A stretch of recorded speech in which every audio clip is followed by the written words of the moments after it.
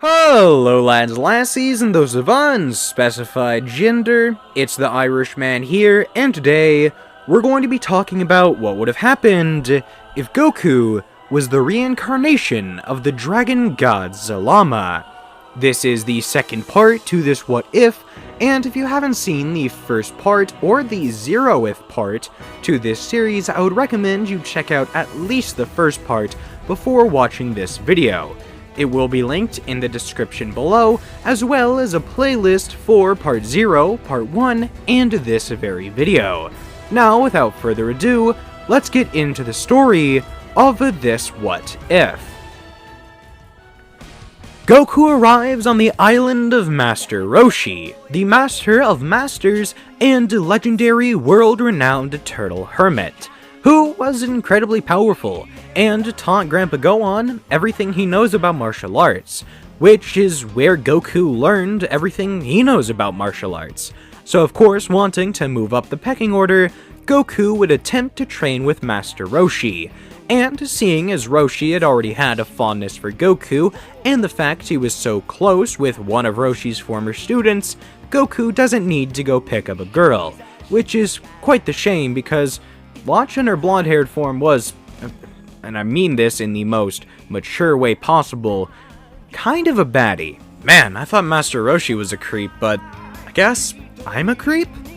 Anyway, Goku would begin his training under Roshi, although it would be somewhat cut short by the arrival of Krillin, a monk, or the child of a monk tribe, who is looking to train under Mutan Roshi, the Master of Masters, and seeing as he was already feeling quite generous about taking in students, Roshi accepts him as well. So Goku and Krillin begin training together, as well as forming an inseparable bond. They're best friends, thick and thin, thick as thieves even. And after quite some time, they would have completed Roshi's training with relative ease, at least on Goku's part. It'd be quite difficult for Krillin, but his drive to keep up with his new friend allows him to rise the ranks pretty quick, being able to push a mountain by himself, whereas in the original it took Goku and Krillin together to do so. Goku wouldn't need to demonstrate this feat, as he has already done similar stuff while training under Grandpa Gohan.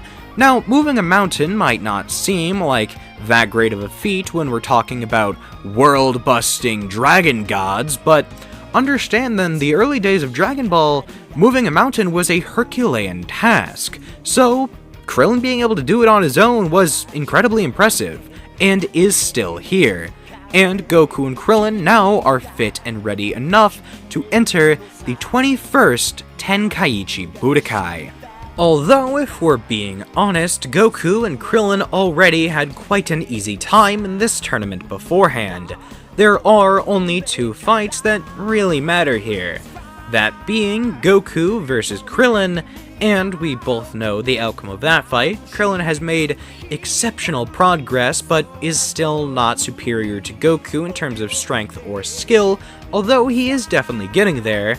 And then, the second, that being Goku versus his master's master, or I guess we should just say his master, because Goku is now facing his own teacher, that being Master Roshi, although in the disguise of Jackie Chun, who was a blatant ripoff of Jackie Chan, but still, interesting disguise.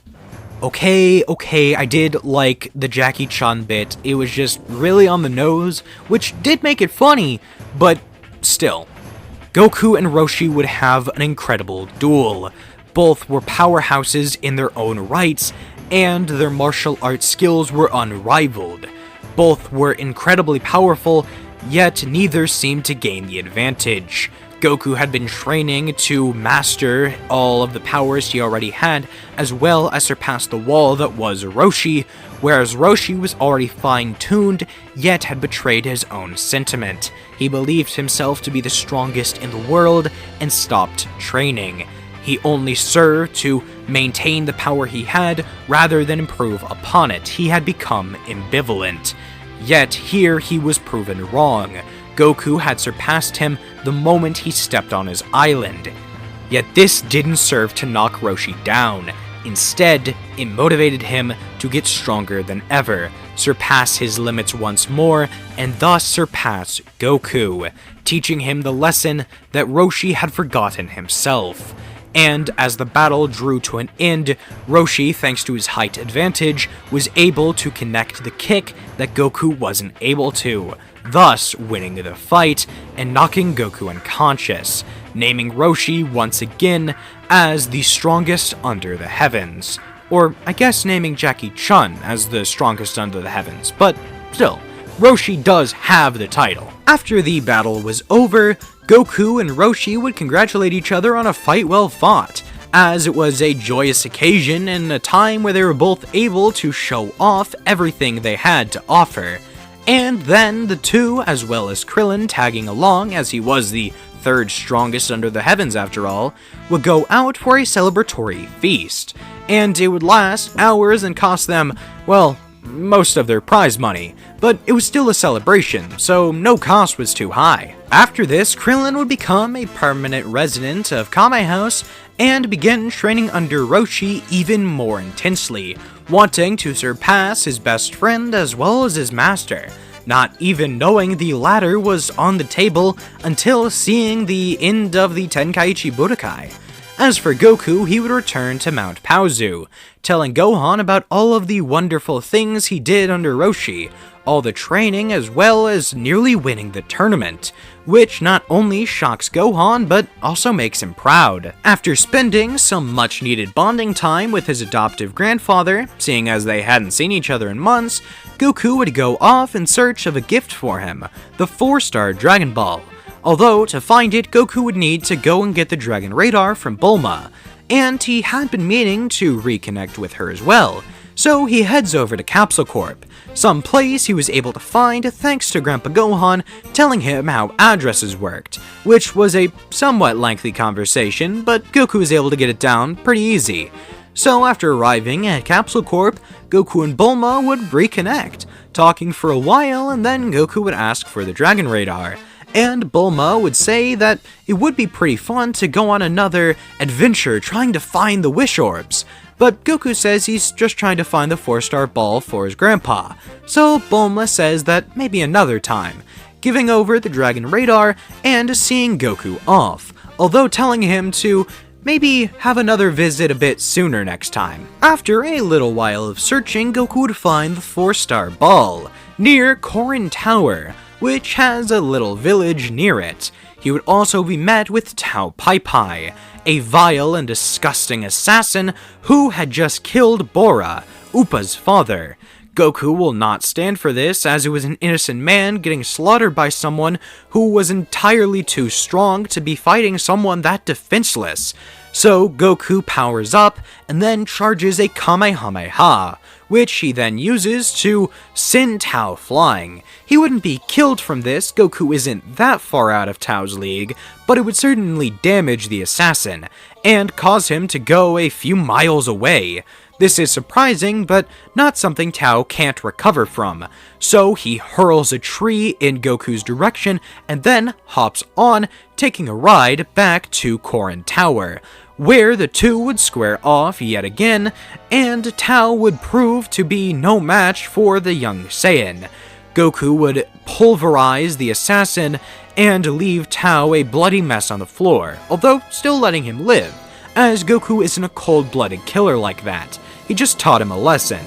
Then Tao would scurry off with his metaphorical tail tucked between his legs and return to the Red Ribbon Army. Upa would explain the growing threat of the Red Ribbon Army, and this gets under Goku's skin a bit. He's not scared by them necessarily, he recognizes he's probably the strongest person on Earth, but the thing that really gets to him is that there are people out there that cruel, that evil, as to attack the defenseless with weapons that they just can't match. It's not fair, it's not just in any way, and Goku won't stand for it. So he commits himself to taking down the corrupt organization.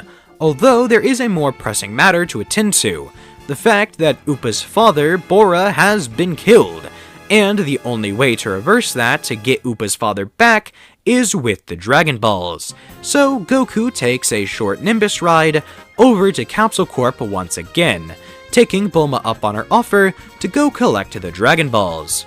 They would go around collecting the balls that hadn't yet been snatched by Red Ribbon, although eventually they would come to a crossroads as Commander Red had been able to gather a few of them. He is the main antagonist of this arc, so Goku will need to face off against him if he wants to accomplish his goal. So he tells Bulma to stay back. He doesn't want her getting hurt. This gives Bulma some mixed messages, but the main one she takes away from it is that he cares about her, which gets her all tingly inside.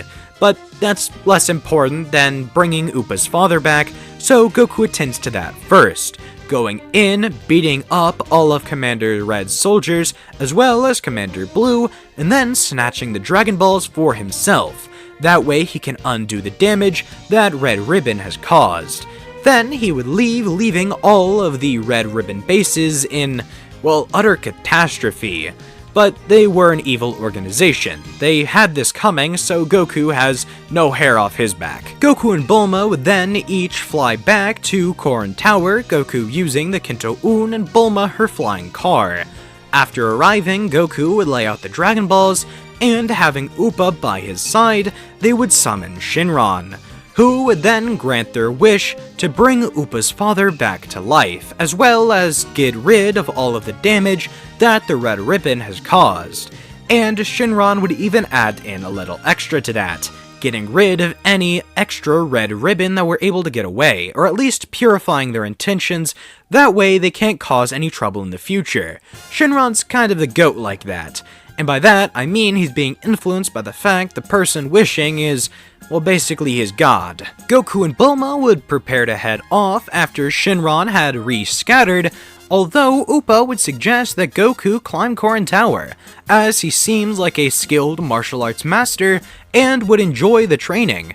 So Goku does this while Bulma returns back to Capsule Corp, although giving Goku a smartphone, that way he can call her whenever he wants to, rather than having to wait a while between visits. After arriving at the part of the tower that belonged to Korin, the tippity top, Goku begins training with the kitty cat, although he is able to get the divine water relatively quickly, so there isn't really much reason for him to continue training with Korin. Although there is one last thing, the Ultra Divine Water, something that could prove to boost Goku's strength exponentially, and after taking it he is nearly killed, but does survive. So he is allowed access not only to the new power he gets from the water, but also to train with Kami, as this feat was incredible. Not only was getting up the tower that impressive, but surviving the Ultra Divine Water was even more so. So Goku is allowed to put his power pole atop Korin Tower, and then extend it up to the lookout, where Goku can then meet the strongest person in the world, that being Kami. And that, my dear lads, lassies, and those of unspecified gender, is where we're going to be ending things for today. I hope you enjoyed watching this, as I certainly enjoyed making it, and if you wouldn't mind liking the video, subscribing to the page, and hitting the notification bell, that way you're notified whenever I release any new videos, that would be very much appreciated. Now, without further ado, this is, always has been, and always will be the Irishman. Go find another video to have fun watching. Talk to you later. Bye.